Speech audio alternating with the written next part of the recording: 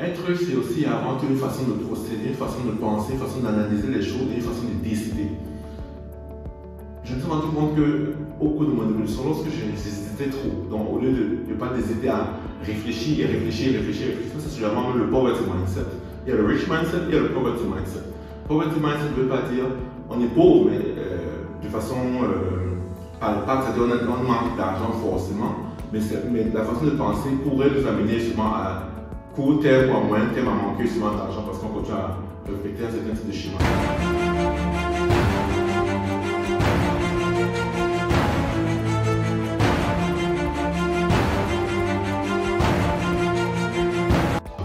Alors, comme je disais, c'est prendre le temps de voir un problème et évaluer différentes solutions et dire il y en a 1, 2, 3, 4, je prends la 3 et j'avance de la 3, je fonce de la 3.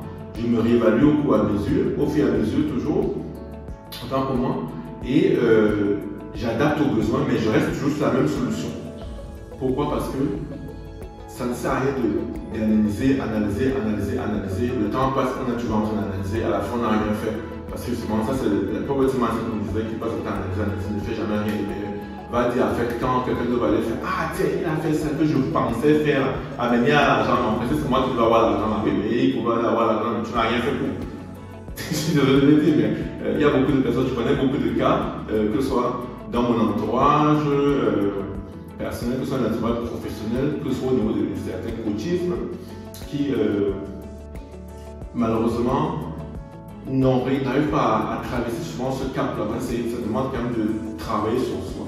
Travailler sur soi pour pouvoir dire, ok, j'ai telle faiblesse, et puis mais j'ai tel objectif développé, alors je tacle cette faiblesse-là. Beaucoup de fois, on a eu à se retrouver à analyser, à discuter pourquoi est-ce que justement les gens ont si difficile à traverser certaines étapes, à prendre des décisions et y aller tout simplement.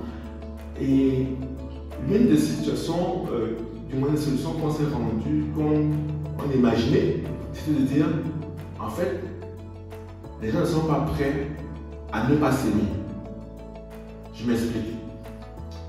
Généralement, on trouve toujours une façon pour pouvoir nous accepter nous-mêmes et pouvoir nous aimer nous-mêmes. Et certaines personnes se disent, enfin généralement, la plupart des personnes, même moi inclus, se disent, si j'avoue que j'ai fait telle erreur, ça veut dire qu'il faudra que je fasse quelque chose pour pouvoir changer cette erreur-là. Ou alors, parce que sinon, je vais m'en vouloir d'avoir commis cette erreur et de n'avoir pas corrigé l'erreur. Et maintenant, de ce fait, je suis obligé de trouver une explication qui me permet d'accepter la situation et justifier cette situation-là, afin de pouvoir laisser les choses telles qu'elles sont.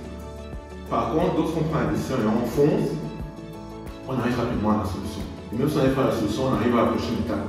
La prochaine étape, on réévalue, on réfléchit, on repasse à la prochaine étape. Parce que les étapes sont nécessaires. Il faut forcément les échecs, il faut forcément des sacrifices, il faut forcément la remise en question, il faut forcément se remettre et dire j'ai loupé.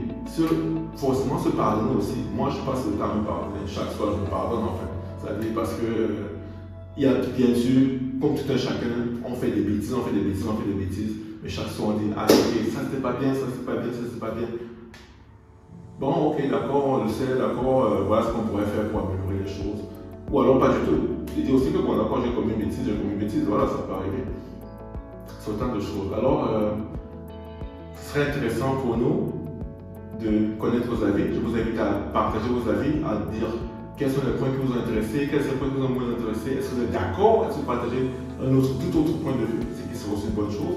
Ça va nous permettre à tous de la communauté d'apprendre mutuellement. Et pour ainsi dire, merci d'avoir partagé la vidéo, merci d'avoir commenté, merci pour votre temps. Bonne journée, ciao ciao.